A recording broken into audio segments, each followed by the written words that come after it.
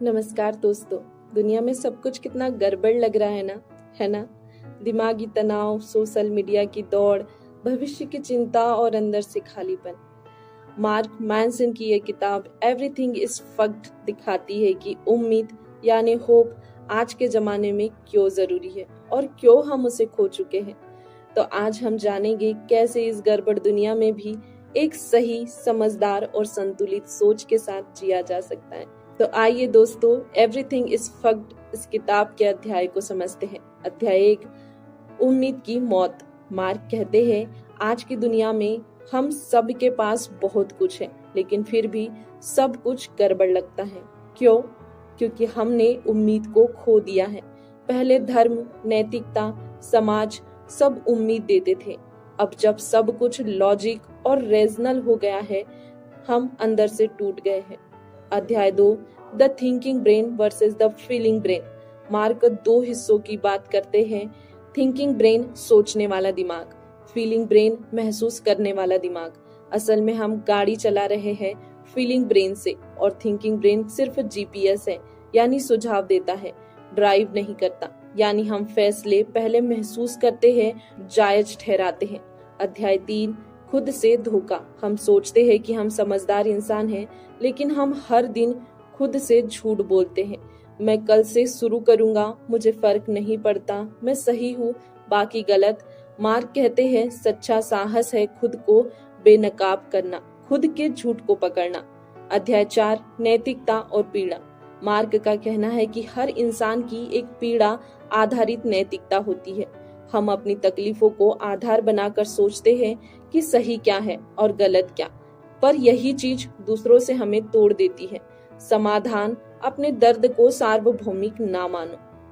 अध्याय 5, मानवता equals to विरोधाभास। मानव मस्तिष्क एक विरोधाभास है। हम तर्क और भावना के बीच फंसे रहते हैं।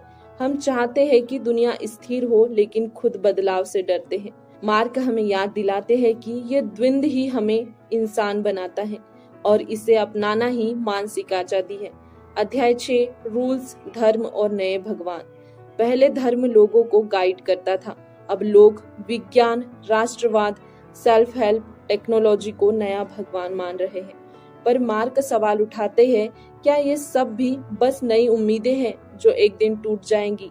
अध्याय 7, उम्मीद की सच्ची परिभाषा। मार्क एक नई परिभाषा देते हैं।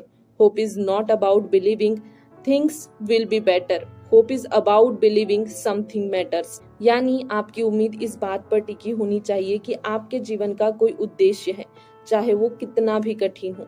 अध्याय 8, एआई, कॉन्शियसनेस और भविष्य।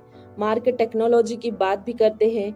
एआई, रोबोट्स, ट्रांसह्यूमनिज्म, सब कुछ बढ़ रहा है, लेकिन सवाल ये है, क्या तकनीक हमें भावनात्मक रूप से बेहतर बना रही है या और ज्यादा अकेला और खोखला?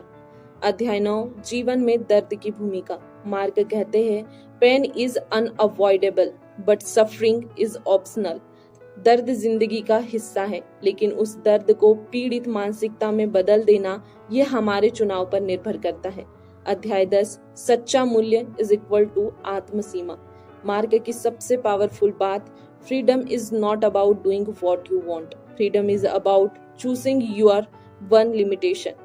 मतलब सच्ची आजादी वो है जब आप खुद तय करें कि क्या जरूरी है और क्या नहीं। अध्याय 11, आत्मस्वीकृति ही क्रांति है। किताब का संदेश साफ है, खुद को सुधारो, लेकिन खुद से नफरत मत करो। गड़बड़ दुनिया में खुद से सच्चाई से पेश आना ही असली चमत्कार है। एवरीथिंग इज फक्ड कहती है, हाँ दुनिया में बहुत कुछ गड़बड़ है, लेकिन फिर भी जिंदगी जीने लायक है।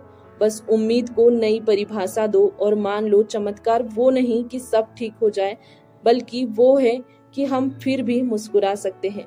अगर आपको यह ऑडियो बुक समरी पसंद आई है दोस्तों, तो वीडियो को लाइक कर दीजिए और कमेंट करके बताइए आप किस गड़बड़ चीज में उम्मीद देख पा रहे हैं। यदि आप चाहें तो इस वीडियो को अपने दोस्तों तक शेयर कर सकते हैं, क्योंकि जब हम दूसरों की मदद करते हैं तो ये नेचर हमारी मदद करता है। बाकी हम मिलेंगे एक ऐसे ही वैल्यूएबल वीडियो के साथ, तब तक के लिए धन्यवाद।